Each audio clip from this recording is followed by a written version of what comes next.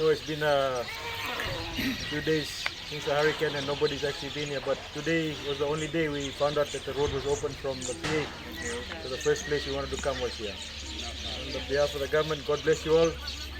We have some other things coming, they'll be here later on, but at least you got some food and some water for you today and some shelter. Okay, God bless you all.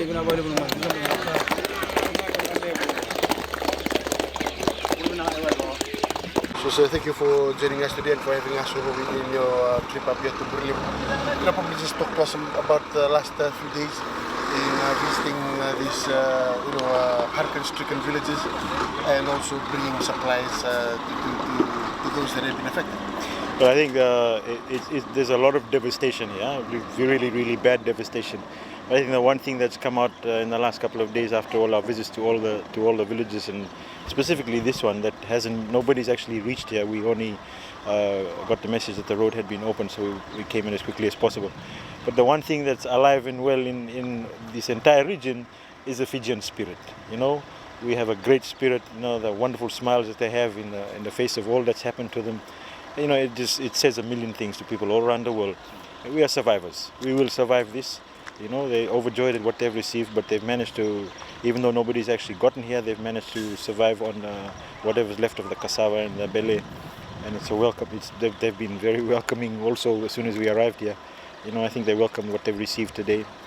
There'll be more a little later, and I've explained a lot of stuff to them that's actually happening, and also explained to them that it's been impossible to get here because of the roads.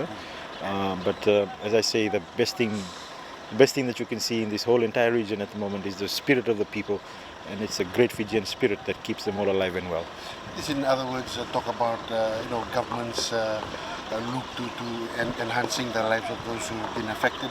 Yes. Affirming them in this region. Yes, it is. I mean, we've got quite a few programs, and this is the kind of area that really, should and will benefit from all of those, especially the ones that we have with respect to SMEs, etc. This region itself, this particular village, Burlewu, relies on a lot of farming. So it'll be a welcome thing for them also. But that at a later stage, right now, they need to rebuild their lives in their homes. And we've provided some food here today and some water here today and some shelter to those that have lost their lives completely. This has basically been hit from two sides. So it's pretty horrific.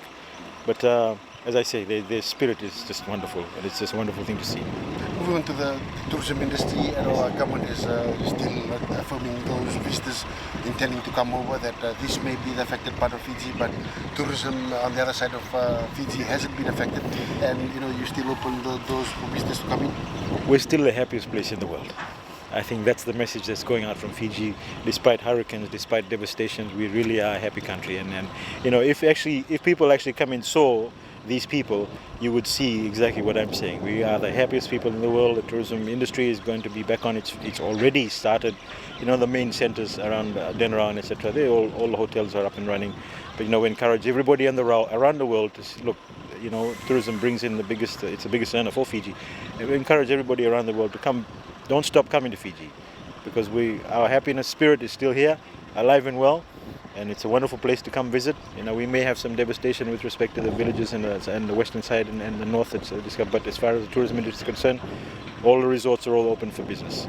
So you've also issued a statement yesterday in as far as supermarkets that have been taken to task for taking advantage of the situation. You probably can on record just talk about. Well, I think it's important because as much as we would like to think that everybody's okay, it's not. We do have some situations that arise. People take advantage of our citizens, and government is determined that we will not allow anybody to take advantage of our citizens and in this particular situation. So I've got the Commerce Commission working overnight to ensure that does not happen. This country requires rebuilding, and we cannot rip off our citizens. It's as simple as that. So the Commerce Commission is actually dedicating a lot of time to ensure that does not happen. And even with our Department of National Trades and Measurements and Standards, they're on call and at work full time to make sure that the citizens are not ripped off. Thank you very much. Inaka. Set.